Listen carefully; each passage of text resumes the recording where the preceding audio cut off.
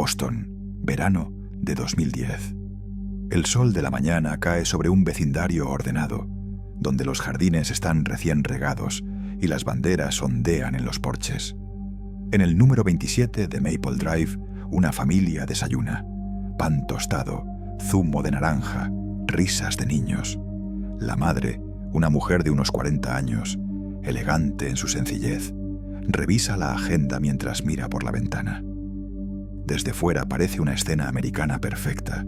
Seguridad, rutina, inocencia.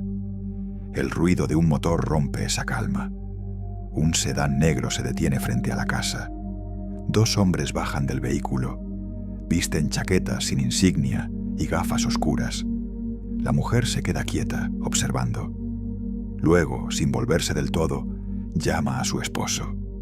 Su voz suena controlada, casi susurrada. Llegaron.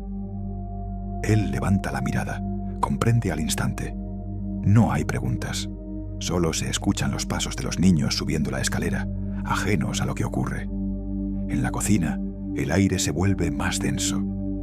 Afuera, los 2 hombres caminan hasta la puerta. Uno de ellos levanta la mano y golpea 3 veces. FBI, abra la puerta.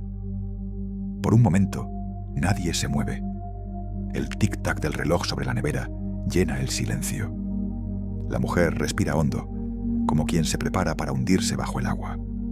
El marido se acerca lentamente y abre. La luz del exterior inunda el pasillo. 2 agentes federales los observan, las manos visibles, las voces neutras. Richard Murphy, Tracy Foley.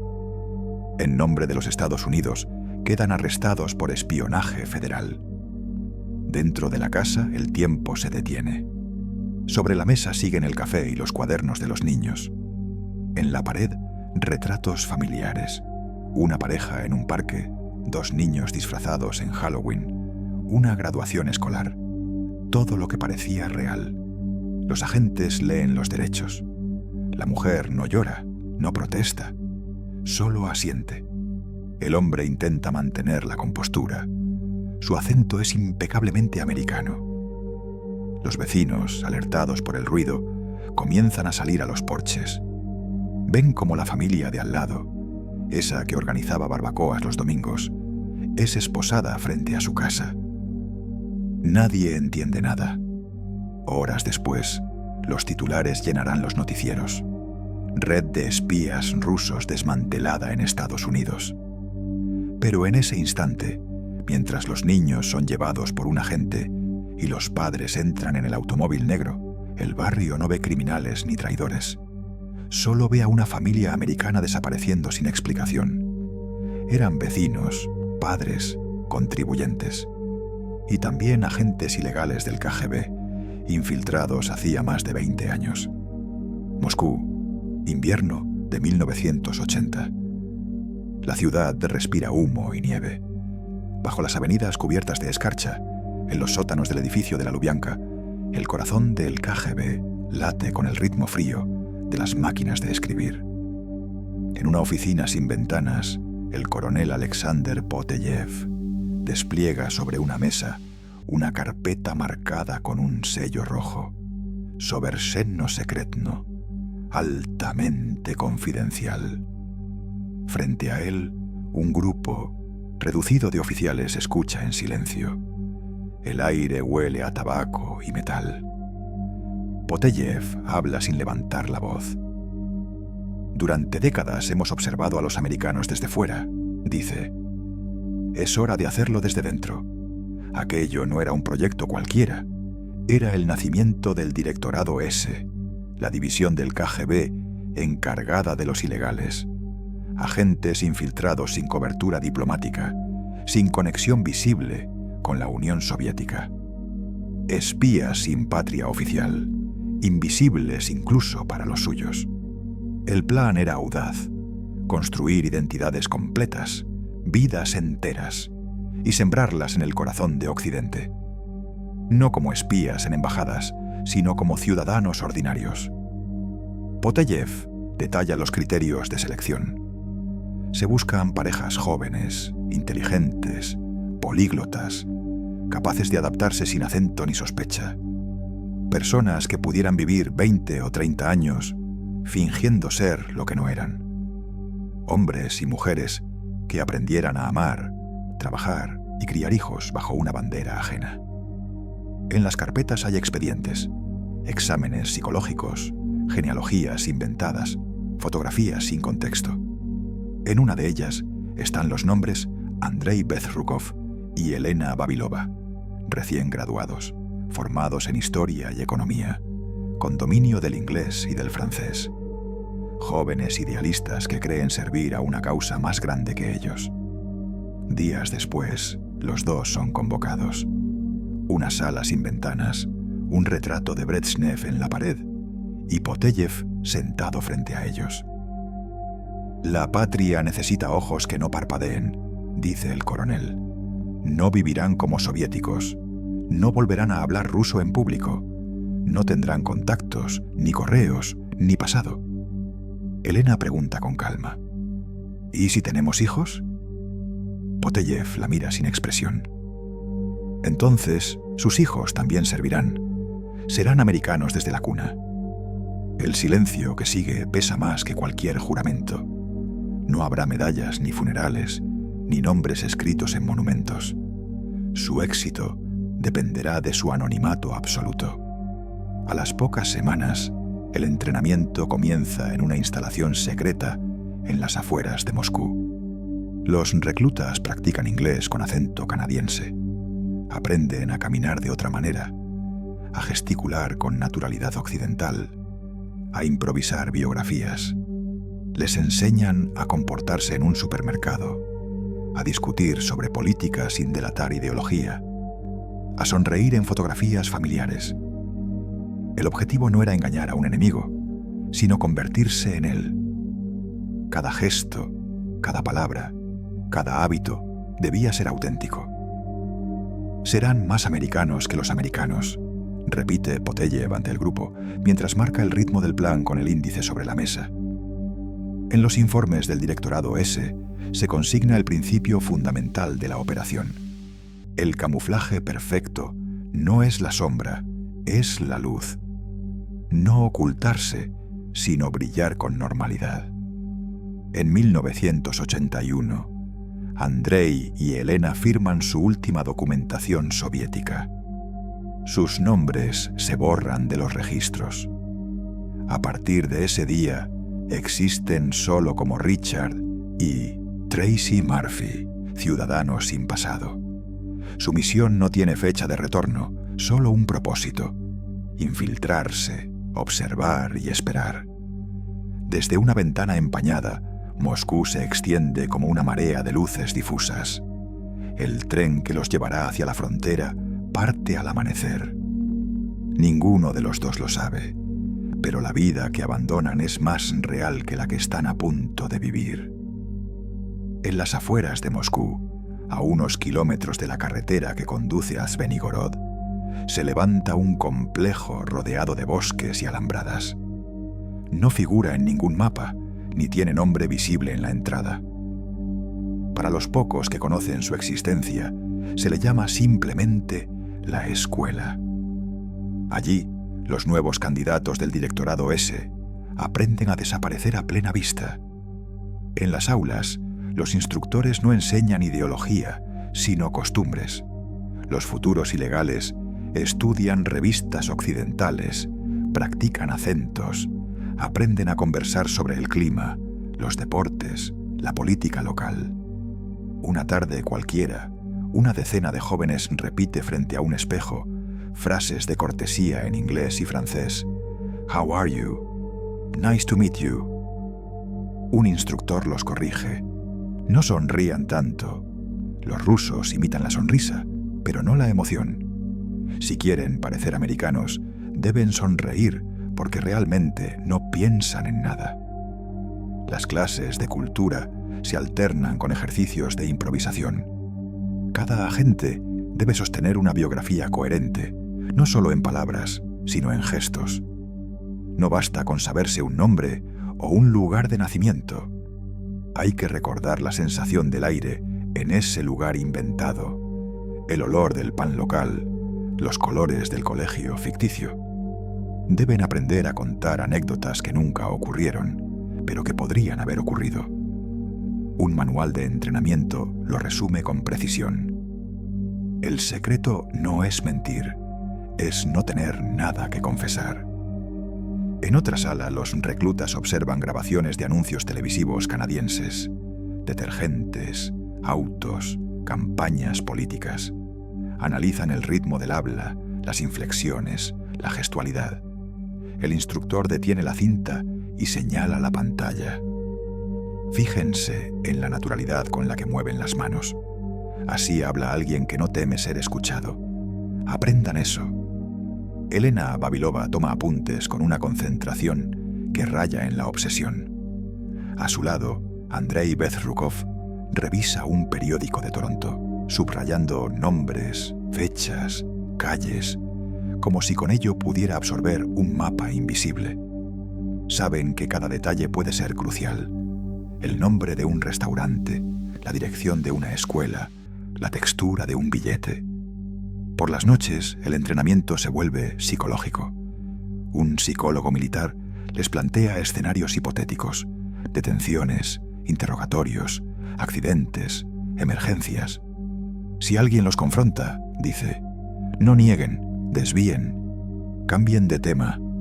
La mentira más efectiva es la que se disuelve antes de ser examinada. La vida de pareja también es parte del adiestramiento. Deben aprender a discutir sin revelar tensión, a confiar sin preguntar demasiado. Una relación fingida no sobrevive 20 años. Debe convertirse en una vida real. En los informes internos, los instructores anotan: su vínculo es sólido. Hablan poco, pero se entienden. Son adecuados para una misión de largo plazo. A medida que avanzan los meses, los ejercicios se intensifican. Practican la escritura de nombres en distintos alfabetos, la firma de documentos falsos, el uso de códigos y radiofrecuencias. Aprenden a pagar impuestos, a solicitar préstamos bancarios, a enviar postales en inglés con errores deliberados, porque la perfección también levanta sospechas. Una tarde, el coronel Poteyev visita el centro de entrenamiento. Los reúne en el patio cubierto de nieve y los observa en silencio antes de hablar. Cuando crucen la frontera, no piensen en lo que dejan atrás. Desde ese momento, no serán rusos ni soviéticos. Serán canadienses, americanos, padres, empleados, contribuyentes. Y cuando alguien los mire a los ojos, no debe ver a un enemigo. Debe ver a alguien igual. El frío cala, pero nadie se mueve. Poteyev da media vuelta y añade sin girarse: recuerden, el camuflaje perfecto no es esconderse. Es vivir tan bien que nadie quiera mirar más de cerca. Esa noche, Andrei y Elena vuelven a su habitación. Él hojea un manual de gramática inglesa. Ella se queda mirando por la ventana. ¿Y si algún día olvidamos quiénes somos?, pregunta. Andrei tarda en responder. Entonces sabremos que el entrenamiento funcionó. En ese mundo de sombras, la invisibilidad no es un arte, es una forma de existencia. Montreal, 1988. El invierno se despide con lluvia y los charcos reflejan las luces rojas de los semáforos. En una oficina del consulado canadiense, 2 pasaportes recién sellados cambian de manos. En ellos no figuran los nombres Andrei Bezrukov ni Elena Babilova, sino Richard Murphy y Tracy Foley, ciudadanos canadienses, pareja casada, consultores financieros con base en Ontario. La biografía está tejida con precisión quirúrgica. Universidades, empleos, direcciones verificables, incluso fotografías de infancia insertadas en archivos escolares. Cruzan la frontera por carretera, en un automóvil gris alquilado. El oficial estadounidense revisa los documentos con aburrimiento profesional. Pregunta por el motivo del viaje y recibe una sonrisa ensayada. «Negocios», responde Richard con un acento norteño impecable. Buscamos oportunidades al sur. El agente asiente, devuelve los pasaportes y les desea buena suerte.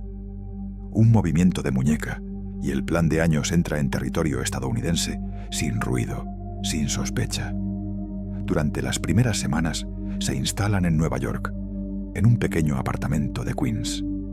La ciudad es un caos luminoso que los abruma y fascina a partes iguales. Caminan entre anuncios de neón y conversaciones que mezclan inglés, ruso y 100 dialectos distintos. Nadie los mira dos veces. En esa multitud anónima, por fin son invisibles. Desde el comienzo, entienden que sobrevivir no significa esconderse, sino integrarse. Abren cuentas bancarias, alquilan un buzón postal, compran muebles usados. Andrei, ahora Richard, asiste a seminarios de negocios y entrega tarjetas de presentación impresas en una imprenta local. Elena, Tracy, busca trabajo en el sector inmobiliario, una profesión que le permite moverse, observar, escuchar. El primer dinero legal que ganan en suelo americano es un pequeño contrato de consultoría. Lo celebran con una cena sencilla en un restaurante italiano del barrio. Nadie los vigila, nadie los sigue, nadie imagina quiénes son. Con el tiempo, se trasladan a Boston buscando estabilidad y anonimato.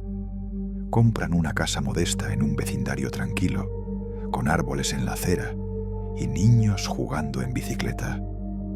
Los vecinos los saludan desde el porche, los invitan a barbacoas, los consideran discretos y educados. Nadie podría adivinar que el matrimonio que paga puntualmente su hipoteca trabaja en secreto para un servicio de inteligencia extranjero. La red del KGB en Estados Unidos se reactiva a través del SVR, el nuevo nombre del viejo aparato soviético. Las instrucciones llegan en mensajes cifrados, breves y fríos. Recopilar información sobre vínculos comerciales, evaluar la opinión pública, vigilar el desarrollo de tecnologías energéticas. La pareja responde con la precisión de un reloj. Reportes impecables, entregas puntuales, comunicación mínima. Con los años, la misión se vuelve indistinguible de la vida. Nacen sus hijos en hospitales estadounidenses, con certificados de nacimiento auténticos y ciudadanía automática. Los nombres son cuidadosamente elegidos, neutros, imposibles de rastrear. En las fotos familiares no hay rastro de impostura. Sonrisas, vacaciones, cumpleaños. La imagen perfecta del sueño americano. A veces, mientras juegan con los niños en el jardín, Elena observa las casas vecinas y se pregunta si sus propios vecinos son reales. Si en esa calle ordenada hay alguien más viviendo una mentira tan completa como la suya. Andrei la mira y entiende sin palabras. Lo que empezó como una misión se ha convertido en una existencia paralela, una verdad sostenida por rutina y costumbre. Dos agentes soviéticos convertidos en padres americanos. Dos vidas que ya no pertenecen del todo a ningún país. Durante los años 90, los Murphy se convierten en el retrato perfecto de la clase media estadounidense. Su casa en los suburbios de Boston es idéntica a las demás. Un porche con flores, una bandera en el jardín y una bicicleta apoyada junto al garaje. Las mañanas comienzan con café y periódicos locales. Las tardes con deberes escolares y cenas familiares. Elena, ahora Tracy, asiste a reuniones de padres en la escuela, participa en rifas y lleva galletas a los encuentros vecinales. Andrei, Richard, trabaja como consultor financiero independiente, siempre ocupado, siempre correcto. A los ojos del vecindario, son una familia algo reservada, pero amable. Gente tranquila, diría uno de los vecinos años después. De esas que saludan con una sonrisa y nunca se meten en problemas. Organizan barbacoas en verano, envían tarjetas navideñas, celebran el Día de la Independencia con fuegos artificiales. Cada gesto, cada rutina, forma parte del camuflaje. La normalidad es su mejor disfraz. Pero cuando cae la noche y los niños duermen, la vida doméstica se transforma. En el sótano, detrás de una pared falsa, se oculta una pequeña radio de onda corta. Andrei se sienta frente a ella con los auriculares puestos y escucha un murmullo casi inaudible, secuencias numéricas, pausadas, impersonales. Son mensajes cifrados transmitidos desde Moscú. Cada número, una coordenada, un código, una instrucción. Elena revisa los informes que su marido anota en clave sobre papel corriente. Luego los codifica, los transcribe en microfilm y los guarda en cápsulas metálicas que al día siguiente depositará en un correo muerto. Un hueco en un muro, una caja de seguridad abandonada, un punto ciego en un parque. Ninguno de los dos habla mientras trabaja. Las palabras en ese contexto son un riesgo. Sus informes tratan sobre temas aparentemente inofensivos, debates energéticos, movimientos de personal diplomático, análisis de empresas con contratos estatales. No buscan secretos militares, sino patrones. Información pública conectada con datos no tan públicos. El KGB, ahora SVR, no quiere héroes, sino observadores. Y los Murphy observan todo. La contradicción se vuelve rutina. Por el día, americanos ejemplares. Por la noche, engranajes silenciosos de una red invisible. En la superficie, sus vidas son tan predecibles que parecen diseñadas para ser ignoradas. Y precisamente eso las hace perfectas. Los años pasan, los hijos crecen, hablan inglés sin acento, juegan béisbol, cantan el himno nacional en los actos escolares. Nunca han visto a sus padres hablar ruso. En las fotos familiares, su mundo parece tan normal como el de cualquier otra familia del vecindario. Si hay secretos, están enterrados bajo la apariencia de felicidad cotidiana. A veces, en la quietud del dormitorio, Elena mira el techo y se pregunta qué quedará de ellos si la misión termina. Si el día que vuelvan a Moscú, si es que alguna vez vuelven, serán capaces de reconocerse. Andrei, medio dormido, murmura sin abrir los ojos. No pienses en eso, no debemos. La vida doble se ha convertido en la única vida que conocen. La mentira ya no es una historia paralela, es la realidad misma.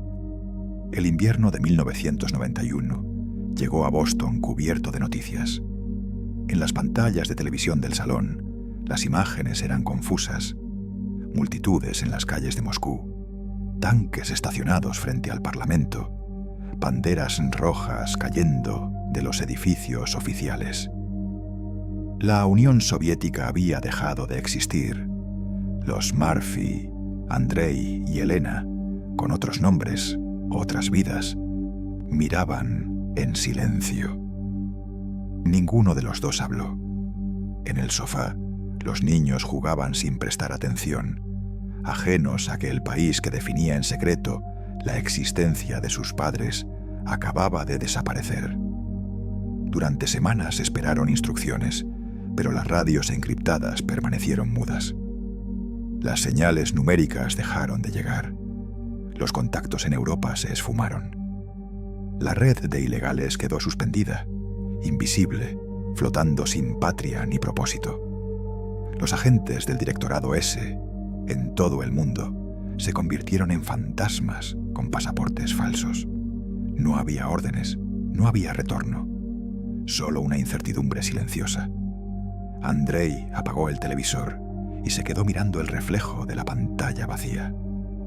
Entonces, ¿a quién servimos ahora?, preguntó Elena, sin apartar la vista del reloj de pared. A lo que quede, respondió él sin convicción. Con el paso de los meses, los comunicados regresaron, esta vez con un nuevo encabezado. SVR, Servicio de Inteligencia Exterior de la Federación Rusa. El tono era el mismo, Las instrucciones apenas variaban. Se pedían observaciones sobre política energética, alianzas, redes de influencia. Solo el remitente había cambiado. El emblema, la bandera y el nombre, pero no la misión. Los Murphy siguieron cumpliendo. Lo que antes había sido una cuestión de ideología se convirtió en costumbre, casi en inercia. Las transmisiones se reanudaron de forma irregular. Los contactos volvieron a aparecer bajo identidades nuevas. Nadie mencionaba el colapso ni el caos en Moscú. En ese mundo, los sentimientos eran irrelevantes. Durante los 90, mientras Rusia se transformaba en un país irreconocible, ellos mantuvieron la rutina con disciplina. Pagaban impuestos, asistían a los eventos escolares, se integraban en la vida americana con una naturalidad que rozaba la perfección. El vecindario celebraba sus barbacoas. Ellos, en cambio, celebraban la estabilidad. La red se redujo, pero sobrevivió. Por las noches, cuando la ciudad dormía, Andrei encendía la radio y escuchaba los mensajes en código Morse. Algunos eran meros recordatorios de contacto, otros peticiones precisas. Él respondía con datos obtenidos en conversaciones casuales, un movimiento de personal en una empresa energética, un informe económico escuchado en una conferencia. Ninguno de los dos se preguntaba ya por el valor real de esa información. Lo importante era mantener viva la línea. Su fe en la misión se había convertido en hábito. No sabían si el país al que servían aún los consideraba necesarios, pero la rutina era una forma de existencia y la obediencia una identidad. Elena lo resumió una noche mientras doblaba la ropa de los niños. Si la patria cambia de nombre, la misión no. Andrei asintió. Afuera, el viento movía las ramas desnudas de los árboles del vecindario y la nieve empezaba a cubrir el buzón con su apellido americano. En esa casa iluminada, donde nadie hablaba de política ni de fronteras, la guerra fría seguía viva, disfrazada de vida doméstica. Y ellos, como siempre, esperaban. La casa de los Murphy olía a tostadas, lápices nuevos y pintura infantil. En las paredes del pasillo colgaban dibujos escolares, certificados de honor y fotografías enmarcadas. El primer día de clases, un juego de béisbol, una Navidad con luces rojas y doradas. Nadie que entrara allí habría sospechado que esa familia escondía un secreto. Los hijos habían nacido en suelo estadounidense. Su idioma era el inglés, su cultura, la misma que la de los demás niños del vecindario. Cantaban el himno cada mañana en la escuela, jugaban con videojuegos, soñaban con universidades y vacaciones en Florida. En casa, nunca escucharon una palabra en ruso. Sus padres se cuidaron de borrar cualquier vestigio de otro pasado. Ni libros, ni fotografías, ni recuerdos. Solo rutinas ordinarias y conversaciones inocentes. Richard y Tracy, Andrei y Elena, se habían prometido que la vida de sus hijos sería auténtica, incluso si la suya no lo era. Les enseñaron a comportarse como todos, a encajar, a no sobresalir. Y los niños crecieron creyendo que su mundo era tan estable como el de cualquier otra familia. En las cenas hablaban de tareas, de películas, de deportes. El secreto quedaba relegado al sótano, donde por las noches se encendían las transmisiones cifradas. El contraste era constante. De día, los padres asistían a reuniones escolares. De noche, transmitían mensajes a Moscú. El matrimonio sabía que vivía en un equilibrio precario. Cuanto más normal era su hogar, más seguro estaba su disfraz. Sin embargo, la mentira comenzaba a mezclarse con los sentimientos. Lo que fingían, lo amaban. Lo que escondían, lo protegían. Una tarde de otoño, mientras el hijo mayor hacía los deberes en la mesa del comedor, levantó la vista hacia su padre y preguntó sin intención alguna de incomodarlo: «Papá, ¿alguna vez fuiste a Rusia?». Andrei tardó un instante en responder. Sostuvo su mirada, sonrió con calma y dijo: «No, hijo, nunca». El niño volvió a escribir sin sospechar nada. Elena, desde la cocina, contuvo el aire. Aquella simple frase era una negación del pasado, pero también una afirmación del amor que sentían por sus hijos. Mentir ya no era un acto operativo, era una forma de protegerlos. Con los años, los pequeños Murphy se convirtieron en adolescentes que hablaban de política americana y de universidades, que discutían sobre bandas de rock, que votaban en elecciones locales. Eran estadounidenses en cada gesto y cada palabra. Si alguna vez alguien les preguntó por sus raíces, respondieron con naturalidad: canadienses. Nada más. Por las noches, cuando la casa se apagaba, Richard y Tracy se quedaban en silencio junto a la ventana. Miraban a sus hijos dormir y sentían la contradicción más pura. Habían traído al mundo dos vidas que jamás podrían entender quiénes eran realmente sus padres. La mentira ya no era una herramienta de espionaje. Se había convertido en parte del amor. A comienzos de los años 2000, el mundo había cambiado. La Guerra Fría era ya una historia vieja, una línea en los libros de texto, y tanto Estados Unidos como Rusia fingían haberse dejado atrás la paranoia del pasado. Pero bajo esa superficie diplomática, las viejas redes nunca habían desaparecido del todo. Dormían, esperaban, y en Moscú un hombre estaba a punto de despertarlas. El coronel Alexander Poteyev, antiguo supervisor del Directorado S y arquitecto del programa de ilegales, había envejecido junto con el sistema. Los años de servicio le habían dado una vida cómoda, privilegios y un cargo en el Servicio de Inteligencia Exterior, el SVR. Pero también lo habían dejado desencantado. La nueva Rusia ya no se parecía al país al que había jurado lealtad.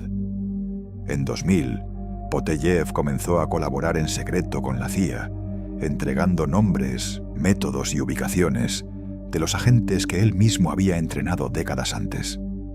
Entre ellos, los Murphy. Su traición fue silenciosa. Ningún informe oficial lo registró, ninguna alarma se activó. Bastó con unos encuentros discretos en Viena, Ginebra, Berlín.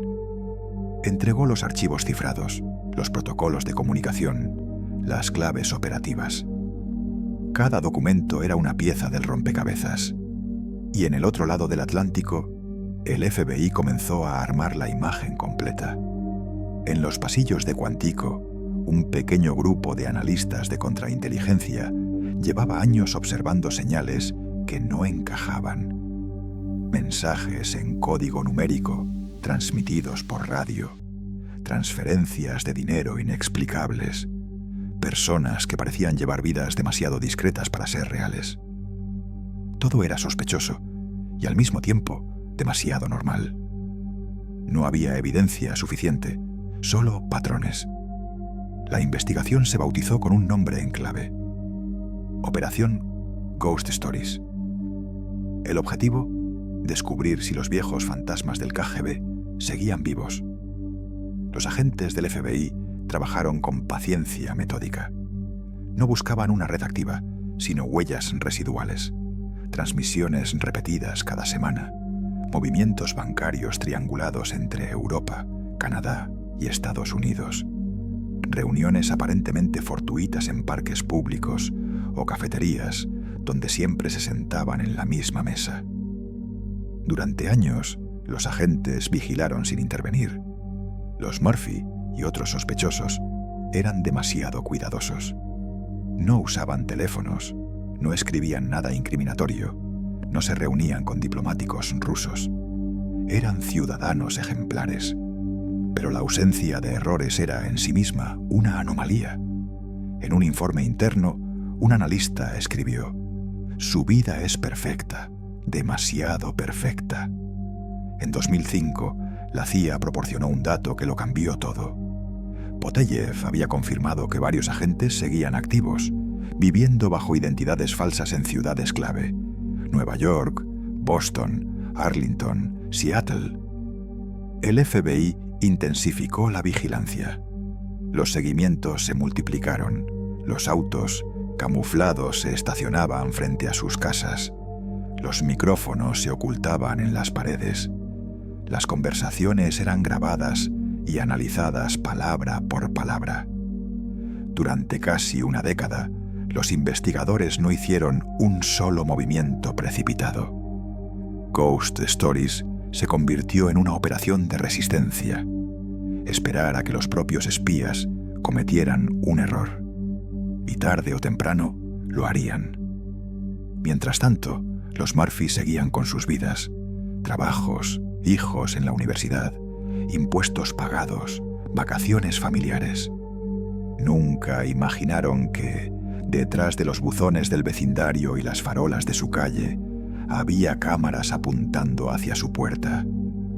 Que en los techos de las furgonetas estacionadas frente a su casa, una antena oculta escuchaba cada transmisión. El mundo que creían conocer seguía su curso, pero en la sombra, alguien ya había decidido su destino. 2 décadas después de haber cruzado la frontera, los espías perfectos estaban a punto de descubrir que los fantasmas del pasado siempre vuelven. Boston, 2009. Una camioneta blanca, sin logotipos, lleva semanas estacionada frente a un vecindario tranquilo en las afueras de la ciudad. En su interior, 2 agentes del FBI observan a través de pantallas portátiles el interior de una casa común. Una cocina con luz cálida, una pareja preparando la cena, un par de adolescentes que discuten por el control remoto. A simple vista, nada distingue a los Murphy de los demás vecinos. La operación lleva meses en marcha. Los agentes han instalado micrófonos ocultos detrás de los zócalos, cámaras diminutas en los marcos de las ventanas y dispositivos que interceptan todas las comunicaciones de radio del área. En el garaje de la casa, un sensor térmico registra cada movimiento, cada apertura, pero los resultados son decepcionantes. Conversaciones triviales, listas de compras, llamadas laborales. Ni una sola frase que sugiera espionaje. El jefe del equipo revisa los informes con frustración. ¿Seguros de que son ellos?, pregunta. El analista a su lado asiente. Demasiado perfectos. Nadie es así de normal. La vigilancia continúa. Día tras día, los agentes ven a la familia salir por la mañana, saludar a los vecinos, asistir a juegos escolares. Por la noche, los observan cocinar, reír, apagar las luces a la misma hora. No hay reuniones secretas, ni contactos con diplomáticos, ni indicios de que se comuniquen con el exterior. Si son espías, son los más aburridos del mundo. Pero la paciencia es una virtud en contrainteligencia. Los federales saben que los ilegales del KGB operan con rutinas meticulosas y que los errores ocurren solo cuando la confianza los adormece. Una noche de invierno, poco después de la medianoche, uno de los receptores instalados en la camioneta capta una señal débil, irregular, en frecuencia ondas cortas. Al principio parece interferencia atmosférica, pero el patrón se repite. No es ruido, son secuencias numéricas. El operador ajusta la frecuencia y el sonido se vuelve más claro. 6, 8, 9, 1, 0. Pausa. Una voz femenina, mecánica, monótona. Los agentes se miran sin hablar. Reconocen el formato. Un número de transmisión cifrada, típico de los servicios de inteligencia soviéticos. La señal proviene del interior de la casa de los Murphy. El equipo no interrumpe la grabación. Esperan. La transmisión dura exactamente 7 minutos. Luego se corta. Los agentes guardan el registro y horas después lo entregan en la sede de contrainteligencia del FBI en Washington. El análisis confirma la sospecha. El mensaje viajó desde Boston hasta un satélite de enlace y de allí directo a Moscú. Los informes se acumulan. Las grabaciones, las fotos, los movimientos de dinero, los patrones de comportamiento. Todo encaja. Los Murphy no son canadienses, ni consultores financieros, ni padres cualquiera. Son agentes ilegales del SVR, la versión moderna del KGB. En las oficinas del FBI, los analistas vuelven a escuchar la grabación. La voz digital recita los números con la calma de un reloj. Uno de ellos murmura: «Ahí está, 20 años de trabajo». Y al final, un error de rutina. El juego se había terminado. Desde ese momento, el caso pasa a la fase final. Se organizan arrestos simultáneos en varias ciudades del país. Los agentes revisan horarios, rutas de salida, perfiles familiares. Nadie debe escapar, nadie debe sospechar. Mientras tanto, en su casa de Boston, los Murphy siguen con su vida. Hablan de vacaciones, de universidades, de un futuro que no llegará. No saben que cada palabra, cada respiración, cada sonido de esa casa está siendo escuchado. Afuera, en la camioneta blanca, un agente anota la hora exacta en su libreta. Son las 23:47. El mensaje ha sido enviado, y con él su mundo entero. 27 de junio de 2010. A las 6 de la mañana, una fina llovizna cubre el noreste de Estados Unidos. En Boston, Nueva York, Virginia y Seattle, docenas de agentes del FBI se preparan en silencio dentro de vehículos sin marcas. Los relojes sincronizados, los auriculares activados, los comandos claros. Ejecución simultánea, sin filtraciones, sin margen de error. Después de casi 10 años de vigilancia, la operación Ghost Stories llega a su fin. En la calle Maple Drive, el barrio duerme. El sol aún no ha salido. Dentro de la casa de los Murphy, el olor a café recién hecho flota en la cocina. Richard hojea el periódico. Tracy prepara el desayuno. Sus hijos aún duermen. Afuera, 2 vehículos se detienen al borde del jardín. De ellos bajan hombres con chaquetas azules. En una de ellas, 3 letras en blanco: FBI. Los golpes a la puerta resuenan como disparos. FBI, abra la puerta. En cuestión de segundos, la fachada de normalidad se derrumba. Richard abre con calma forzada, y el agente al frente del operativo pronuncia las palabras que sellan 2 décadas de secreto. Richard Murphy, Tracy Foley, en nombre de los Estados Unidos, quedan arrestados por espionaje federal. La escena se repite al mismo tiempo en otras ciudades. En Nueva York, una pareja detenida frente a su edificio. En Virginia, un hombre interceptado en su auto. En Seattle, una mujer esposada mientras pasea a su perro. 11 personas en total. 11 fantasmas del pasado soviético que habían vivido entre estadounidenses durante años. Los vecinos salen de sus casas confundidos, observan el despliegue de vehículos y agentes. Una mujer pregunta: ¿espías rusos? ¿Aquí? Otro hombre, incrédulo, murmura: pero si ella organizaba las rifas del colegio. Las cámaras de los noticieros capturan las imágenes. Las esposas, los chalecos antibalas, la casa cercada con cinta amarilla.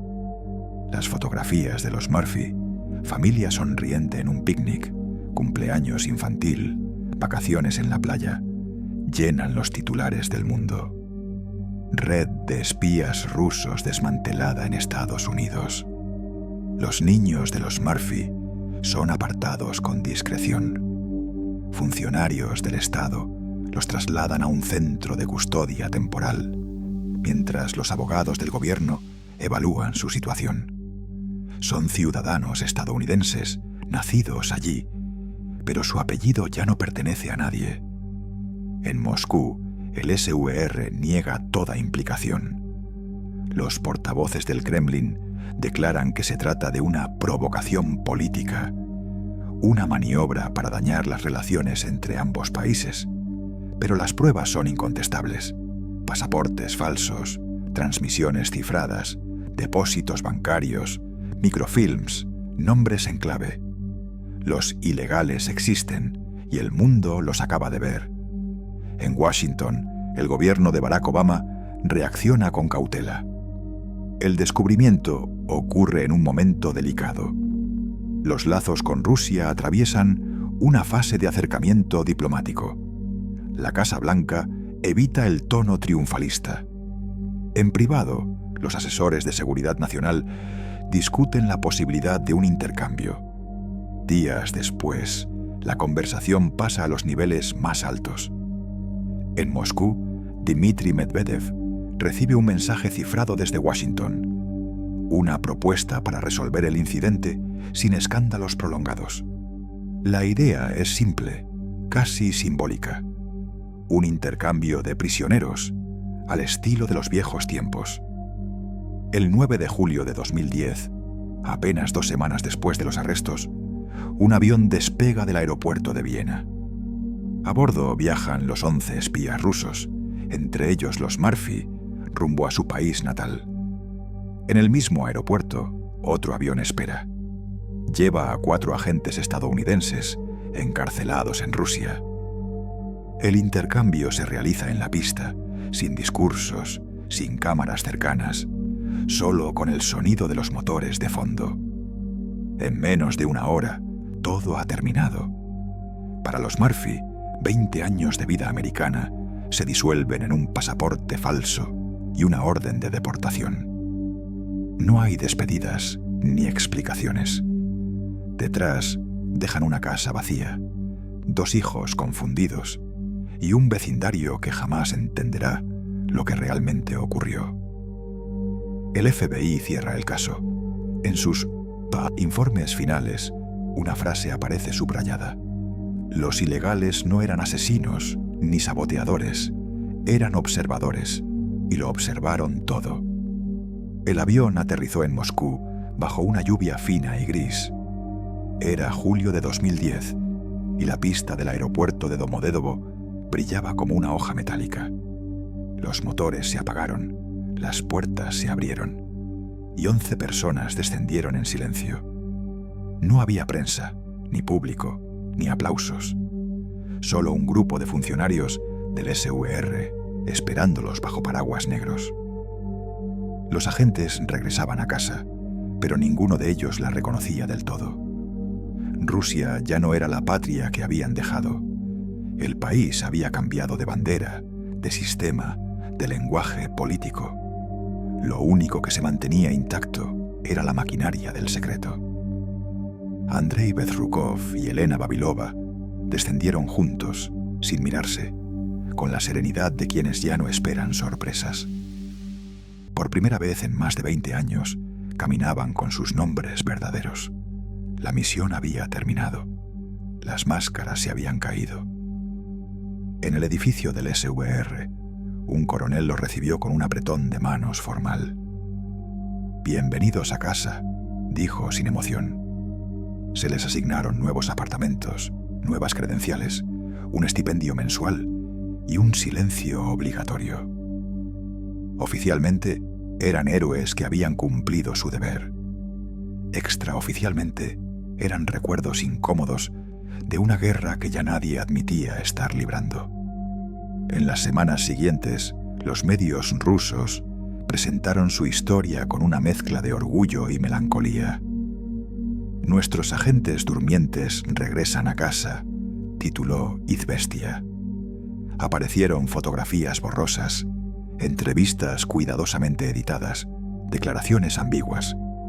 En todas ellas, Andrei y Elena hablaban con mesura, sin dramatismos. «Hicimos lo que debíamos hacer», dijo él. «Servimos en silencio», añadió ella. Pero detrás de esa disciplina seguía el vacío. Su vida americana había terminado sin despedidas. Los hijos, nacidos y criados en Estados Unidos, habían quedado en tierra neutral, ciudadanos de un país que ya no los reconocía del todo, hijos de padres que nunca fueron quienes decían ser. El gobierno ruso intentó ofrecerles pasaportes, pero la burocracia los trató como extranjeros. Entre dos mundos crecieron sin patria definida. Andrei y Elena intentaron reconstruir una rutina. Ella escribió un libro de memorias noveladas sobre la vida de los ilegales. Él comenzó a dar conferencias en universidades rusas sobre inteligencia estratégica y camuflaje cultural. Eran figuras respetadas, pero su historia pertenecía a otro siglo. En los auditorios, los estudiantes los escuchaban como quien observa fósiles de un pasado heroico. Por las noches, en su apartamento de Moscú, los dos hablaban poco. A veces veían películas americanas, no por nostalgia, sino por hábito. Las calles nevadas del Massachusetts que habían dejado se mezclaban en su mente con los bulevares rusos.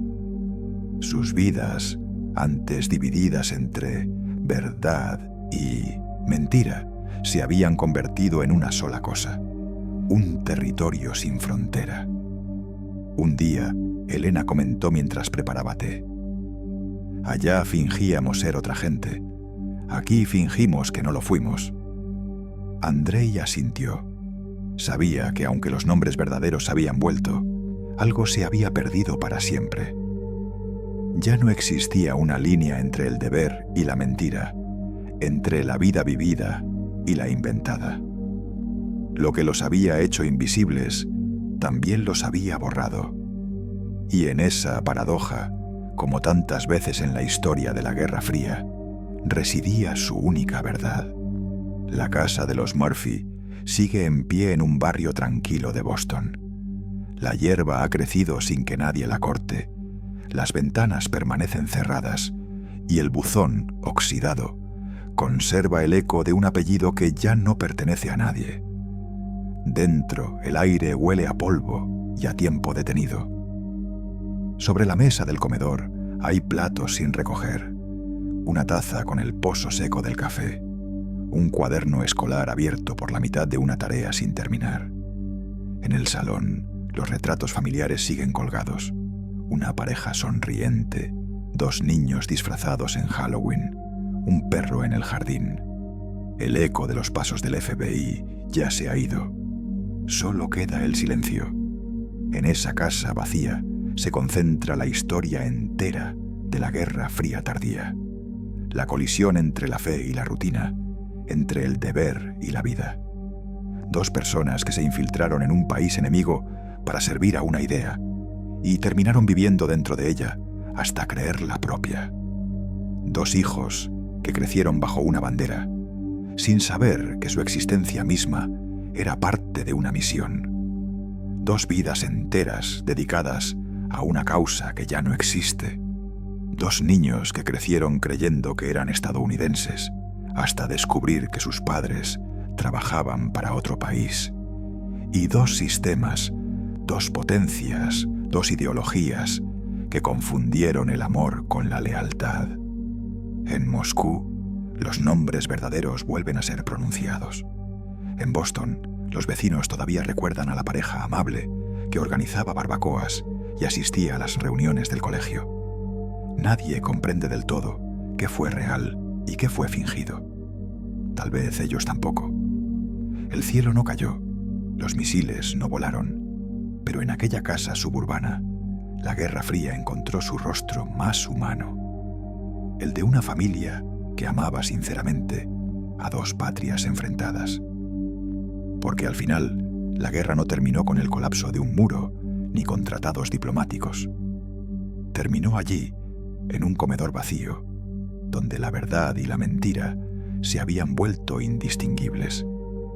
Y en ese silencio, más que en los discursos o en los misiles, aún resuena la pregunta que nadie puede responder. ¿Cuántas veces, en nombre del deber, olvidamos lo que significa vivir?